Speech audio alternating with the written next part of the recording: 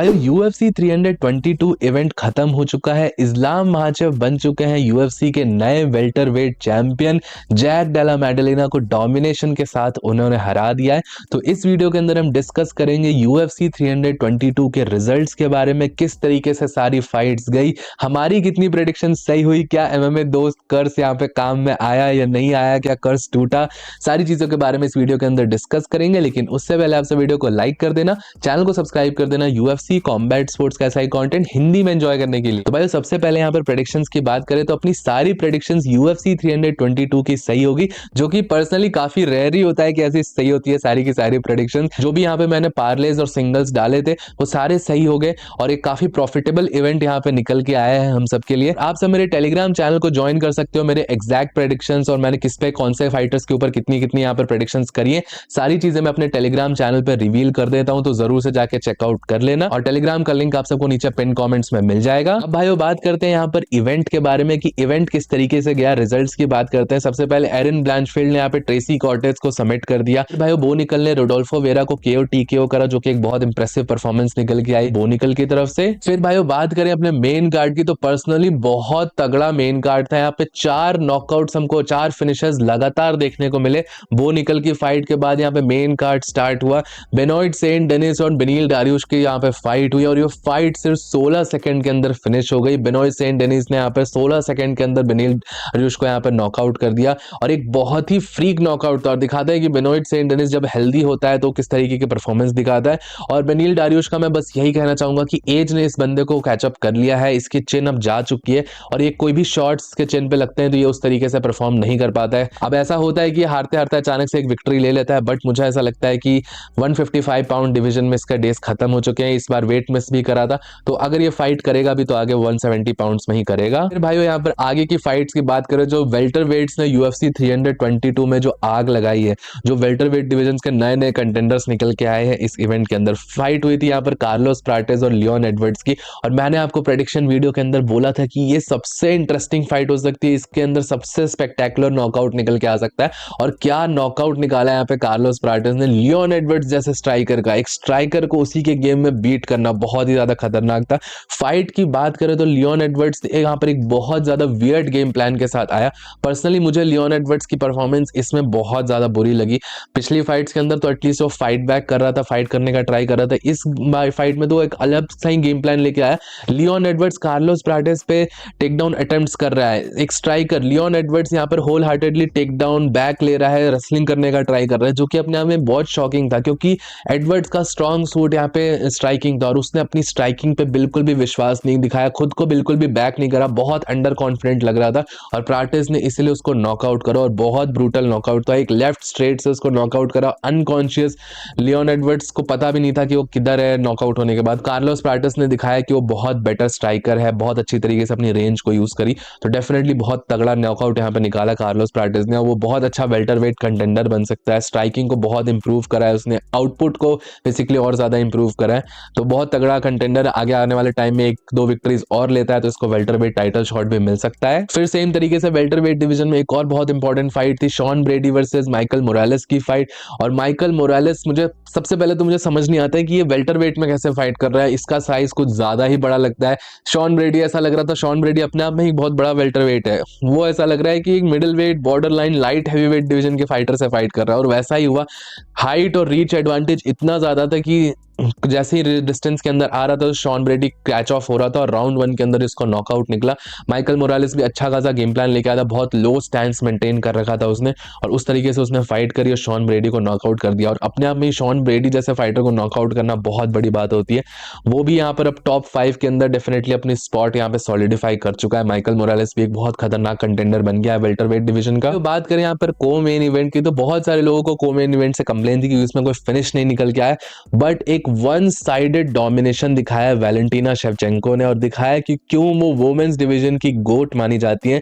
जॉन्ग वेली जो एक नीचे के वेट क्लास से ऊपर आई थी, उनको पूरी तरीके से शट ऑफ करा था। जॉन्ग वेली अपने आप में ही बहुत खतरनाक स्ट्राइकर मानी जाती है, बहुत रुथलेस फिजिकलिटी लेके आती है वो फाइट के अंदर, बट वैलेंटीना ने एक बहुत अच्छा गेम प्लान लिया, वो काउंटर पंचिंग गेम प्लान लेके आई थी और वेट करा स्ट्राइकिंग के अंदर। जैसे ही जॉन्ग वेली एंट्री ले रही थी कुछ ना कुछ उसको हिट कर रहा था, जिसके कारण फाइट ग्राउंड पे जा रही थी और ग्राउंड पे तो बहुत ज्यादा ही सुपेरियोरिटी थी वेलेंटिना शेवचेंको की। उसने जोंग वेली को भी हरा दिया, पांचों के पांचों राउंड जीते और एक अच्छा खासा टाइटल डिफेंस करा है, अपने आप को वापस से सॉलिडिफाई करा है। अब मुझे नहीं समझ आता कि वेलेंटिना के लिए और क्या बचा है इस डिवीजन के अंदर। क्या वो ऊपर जाके कायला हैरिसन को टारगेट कर सकती है? शायद हो सकती है फाइट, ये बहुत इंटरेस्टिंग फाइट होगी। वेलेंटिना शेवचेंको ने अपना बहुत अच्छा परफॉर्मेंस दिखाया इस इवेंट के अंदर भी।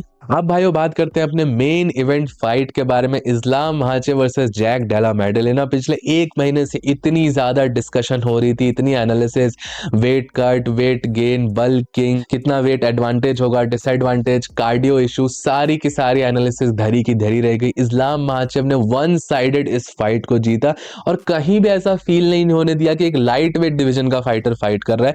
जैक डेला मेडेलिना के पास कोई भी रिप्लाई नहीं था यहाँ पर इस्लाम महाचेव की दागिस्तानी रेसलिंग के लिए, और कहीं ना कहीं हम सबको ये डर था कि ये चीज पॉसिबल हो सकती है, और उस चीज को रियलिटी में लेके आए इस्लाम महाचेव। फर्स्ट राउंड से अंदर ही, फर्स्ट राउंड में स्टार्ट अगर आप देखोगे, फर्स्ट के 1 मिनट अच्छा स्टार्ट करा था जैक डेला मेडेलिना ने, लेकिन उसके बाद वो अपना प्रेशर रख ही नहीं पाया, कुछ भी आउटपुट निकाल ही नहीं पाया।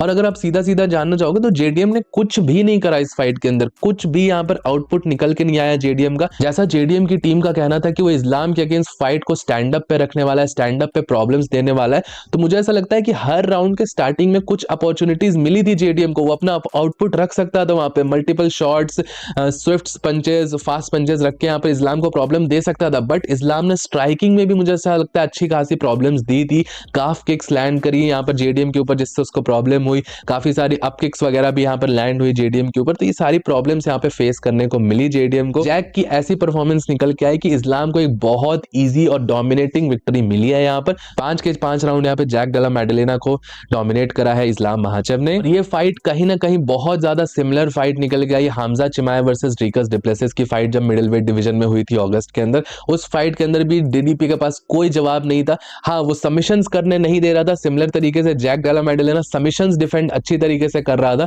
बट उसके पास कोई तरीका ही नहीं था कि वो वापस कैसे खड़ा हो पाए, वापस अपनी पोजीशन कैसे मेंटेन कर पाए, फाइट को स्टैंड अप पे कैसे लेके जाए।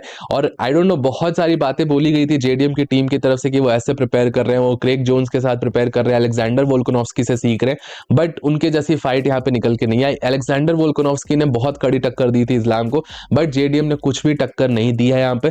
बहुत सारे लोगों का ऐसा बोलना है कि शायद जेडीएम को इस फाइट के अंदर इंजरी हो गई थी, फर्स्ट राउंड सेकंड राउंड के बाद उनकी नी में इंजरी हो गई थी, जिसके कारण वो ज्यादा बेटर स्प्रॉल नहीं कर पा रहे थे, रेसलिंग को डिफेंड नहीं करवा रहे थे। बट देन अगेन ये सारी चीजें जेडीएम की अकाउंटेबिलिटी रहती है, इस्लाम ने बहुत कड़ी टक्कर दी है। अब भाई इस्लाम की यूएफसी 322 की फाइट के बाद बहुत सारे लोगों का और यूएफसी के लाइट वेट चैंपियन इलिया टुपुरिया का ऐसा कहना है कि इस्लाम बहुत ज्यादा बोरिंग फाइटर है और उन्होंने बहुत बोरिंग फाइट पुटअप करी है। और इलिया का तो ऐसा भी कहना है कि वो अब बहुत ज्यादा श्योर हो चुके हैं और हर दिन वो श्योर और ज्यादा होते जाते हैं कि जब भी उनकी इस्लाम से फाइट होगी तो वो इस्लाम को स्लीप करने वाले, उनको नॉकआउट करने वाले, ऐसा इलिया टुपुरिया ने ट्वीट करा है। अब एक बहुत बड़ा स्टेटमेंट आया है, अब ये बहुत बड़ा फैंटेसी मैचअप भी माना जाता है कि इलिया टुपुरिया और इस्लाम महाचेव की फाइट होगी। अब इलिया टुपुरिया का ऐसा कहना है कि ये बोरिंग फाइट थी, ये this that. Obviously entertainment angle अगर आप मुझसे भी पूछोगे तो बहुत ज्यादा एंटरटेनिंग फाइट नहीं थी। इनफैक्ट बहुत सारे लोगों का तो ऐसा भी कहना था कि 5 राउंड यहाँ पे सिर्फ रेसलिंग हुई, कोई स्ट्राइकिंग देखने को नहीं मिली। बट इस्लाम की यहाँ पर कोई गलती नहीं कही जा सकती है। अगर आपको स्ट्राइकिंग देखनी थी तो ये जेडीएम को करनी थी स्ट्राइकिंग। कोई भी फाइटर जो कि इतना बड़ा रिस्क लेके एक अपर वेट डिवीजन में जा रहा है, इस्लाम के लिए डू और डाई फाइट थी, वो क्यों यहाँ पर जेडीएम के स्ट्रॉन्ग सूट में जाके स्ट्राइकिंग करने जाएगा। इस्लाम अपनी स्ट्रॉन्ग सूट रेसलिंग में फाइट कर रहा था, जेडीएम को फाइट जीतनी थी तो अपने स्ट्रॉन्ग सूट बॉक्सिंग में फाइट लेके जाता। तो ये सारी चीजें जेडीएम से भी सिमिलर तरीके से बोली जाती है। इस्लाम को हम सिर्फ नहीं बोल सकते कि वो सिर्फ फाइट के अंदर हक कर रहा है या फिर किसी फाइटर को ग्राउंड पे लेके जा रहा है, वो अपने स्ट्रॉन्ग सूट में फाइट कर रहा है, उसको ये चीजें अलाउड है, रूल्स में वो चीजें अलाउड है और वो चीजें कर रहा है। बाकी भाई नेक्स्ट फाइट की बात करें तो बहुत सारे लोगों का कहना है कि क्या इलिया टुपुरिया से फाइट हो सकती है। वेल्टर वेट डिवीजन में और भी बहुत सारे कंटेंडर्स है, कमारू उस्मान, शाफकात राखमनोव, यहाँ पे कार्लोस प्राटेज आ चुका है, माइकल मोरालेस ने बहुत अच्छी विक्ट्री ली है, तो इन सारे अपोनेंट्स को यहाँ पे बात करी जा रही है।